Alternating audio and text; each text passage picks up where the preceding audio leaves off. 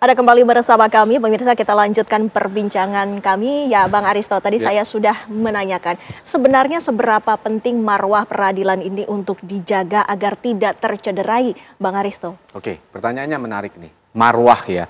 Jadi kalau kita bicara marwah ya, dignity dari persidangan, jangan hanya kita bayangkan bahwa persidangan itu harus rapi, santun, tidak ada yang berteriak, tidak ada yang protes. Enggak. Justru marwah persidangan yang sesungguhnya, apakah persidangan itu bisa menyajikan pertarungan yang seimbang? Apa maksudnya pertarungan yang seimbang? Pertarungan yang seimbang antara negara melalui jaksanya ini kan menuduh orang nih, mendakwa orang bahasa hukumnya, mendakwa orang dan akan mengambil sesuatu yang paling berharga dalam hidup orang, yaitu kebebasannya. Nah, ketika ada terdakwa mau diambil kebebasannya, apakah hakim apakah persidangan itu memberikan orang ini kesempatan yang seluas-luasnya untuk membela dirinya terhadap tuduhan yang berat itu, yang sangat berarti dalam hidupnya? Nah, apa maksudnya? Ya, apakah advokatnya diberikan kesempatan untuk melawan argumentasi jaksa? Apakah advokatnya diberikan kesempatan untuk bertanya, sama halnya juga jaksa bertanya? Apakah advokatnya diberikan kesempatan untuk memberikan bukti, untuk membela dirinya? Nah, itu yang paling penting, yang pertama. Yang kedua, kalau saya lihat ya, drama-drama ini ya, sebenarnya ada juga upaya untuk membangun emosi publik. Jadi menggeser persoalan dari tindak pidana biasa, dari Nikita Mirzani, menjadi dia sebagai korban sistem.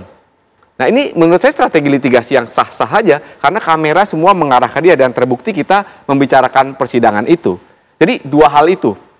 Jadi sekali lagi, jangan kita bayangkan marwah itu, sidang harus santun, kita harus panggil hakim yang mulia dengan segala protokolernya.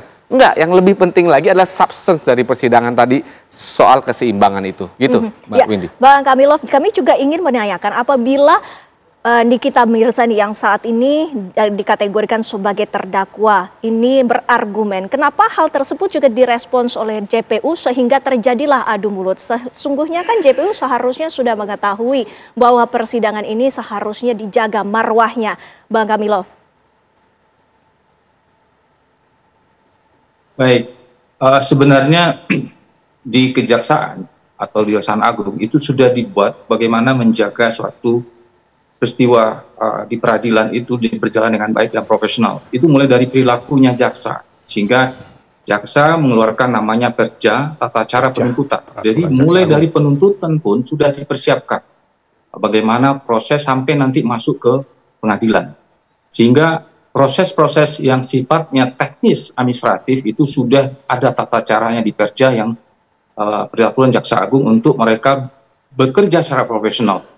Nah, berikutnya mereka juga dipayungi, artinya dipersiapkan dengan beretika.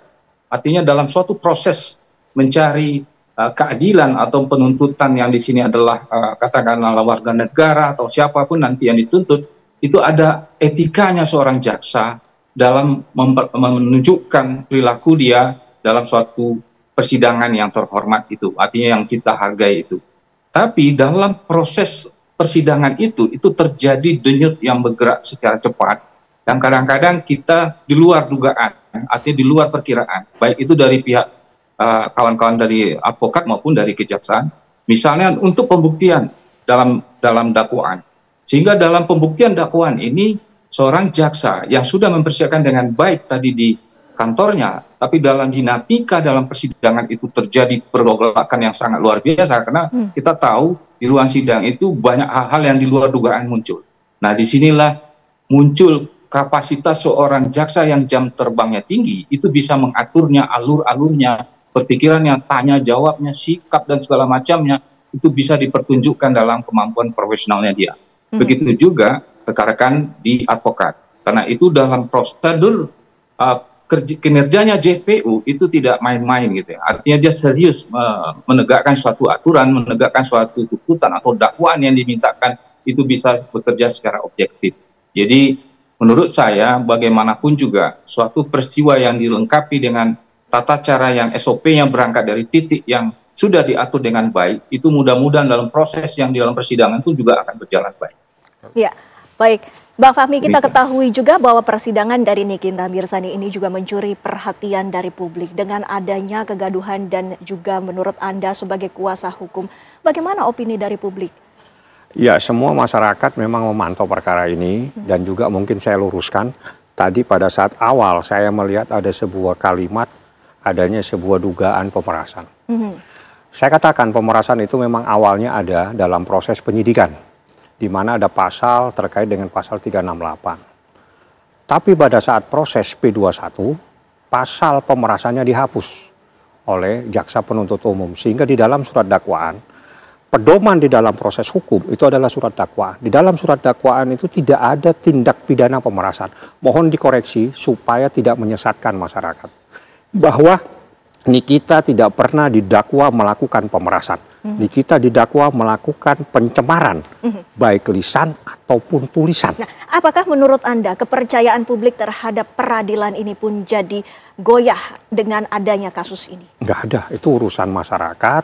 Tidak ada, yang jelas masyarakat mengikuti, masyarakat juga ingin sebuah keadilan diterapkan dalam proses hukum seperti ini. Baik, terima kasih Bang Fahmi, terima kasih Bang Arissa, terima kasih Bang Kamila waktunya bersama kami di Apa Kabar Indonesia Malam. Sehat selalu Bapak-Bapak. Terima kasih. Terima kasih.